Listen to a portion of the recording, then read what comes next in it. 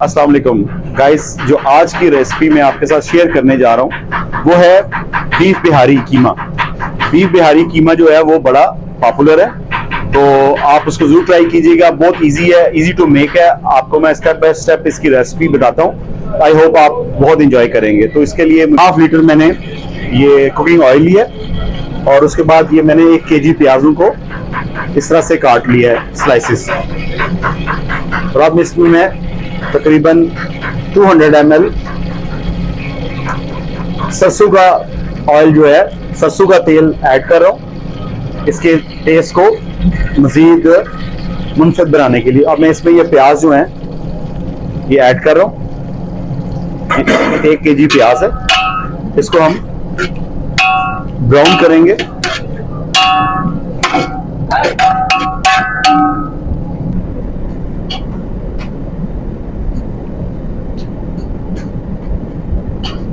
ये देखें जो है वो इसको हम जूही कलर आ जाए। गाइस ये हमारे जो प्याज हैं वो ब्राउन हो चुके हैं। इसको मैं इस तरह इस ऑयल में से निकाल रहा हूँ, क्योंकि ये मुझे ऑयल जो है वो आगे रिक्वायर होगा।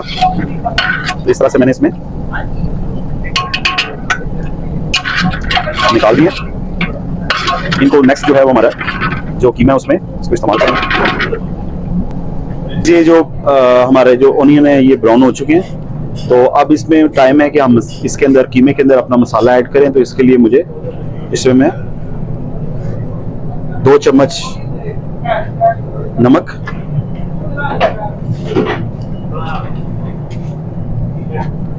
2.5 चम्मच मिर्च, हल्दी 1 चम्मच, कोरिएंडर 2 टेबलस्पून, गरम मसाला 1.5 स्पून और जीरा जो है वो क्रश 1 चम्मच।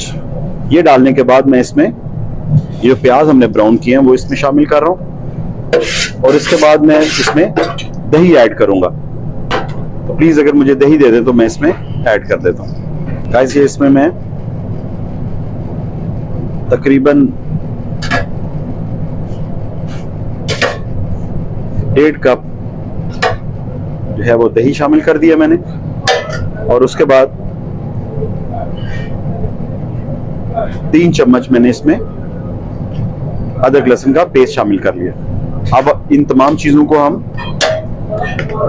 मिक्स करके उसी ऑयल के अंदर जो कि हमने जिसमें प्याज अपने ब्राउन किए थे उसमें डालेंगे और इसको पकाएंगे। तमाम मसाला जात हमने मिक्स किए हैं बीफ के साथ। अब इस उसी ऑयल में जिसमें हमने प्याज ब्राउन किए थे उसमें मैंने शामिल कर लिए हैं और अब इसको मैं इस तरह से मिक्स कर रहा हूँ। ये देखें कितने नाइसली मिक्स हो रहे हैं। अब हम इसको पकाएंगे उस टाइम तक जब तक कि ये अच्छे से गल ना जाए, और उसके गलने के बाद इसमें हम टमाटर शामिल करेंगे और फिर इसमें साबुत मसाले ऐड करेंगे और फिर इसको दम देके डिश आउट करेंगे।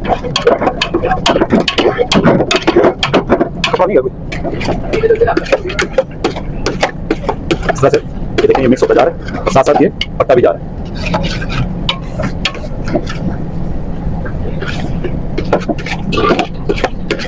इसको आपने उसको तक पकाना है जब तक इसका प्रॉपर इसका बीफ जो है वो गल ना जाए। 3 मसाले जो कि बड़े इंपॉर्टेंट है, ये लौंग, बड़ी इलायची और दालचीनी। इसमें मैंने ये तमाम चीजों को शामिल कर दिया। इससे ये जो है इसका जो बीफ का जो बैड स्मेल या हमक जिसको कहते हैं ये उसको वो खत्म कर देगा और उसमें जायका भी देगा और इसकी स्मेल फैक्टर भी बिल्कुल खत्म हो जाएगा। गाइस ये देखें ये हमारा जो ऑयल है ये ऊपर आ चुका है, लेकिन रेसिपी अभी खत्म नहीं हुई। अभी इसमें मैं बीफ की नलियां और साथ हरी मिर्च इस तरह से कटी हुई शामिल कर रहा हूँ ताकि इसका जो टेस्ट है वो एक रिच टेस्ट आए और इसके अंदर से जो मिक निकलेगी इस कीमे को और अच्छा जो है वो टेक्सचर देगी और अच्छा टेस्ट देगी। अब क्योंकि ऑयल इसका ऊपर आ चुका है और अब मैं इसमें शामिल करूंगा टमाटो की प्यूरी। ये टमाटो की प्यूरी है, तकरीबन 1.5 किलो टमाटर मैंने लेके ब्लेंड किया हुआ है। इस तरह से अब आपने इसमें शामिल कर देना है।